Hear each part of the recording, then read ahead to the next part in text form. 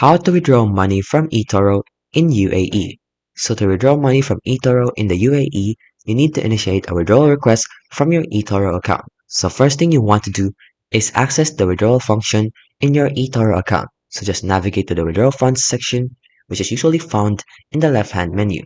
Then specify the withdrawal amount and method. So enter the amount you wish to withdraw, review the default payment method, and if you need to change the payment method, just click other payment options and select available choices.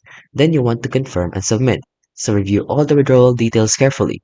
Click submit to finalize the withdrawal request, and then you will receive the funds.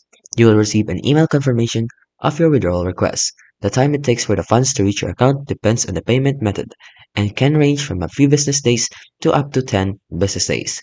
And when you're using eMoney app, which is optional, if you have the money account, you can also make payments directly from the app.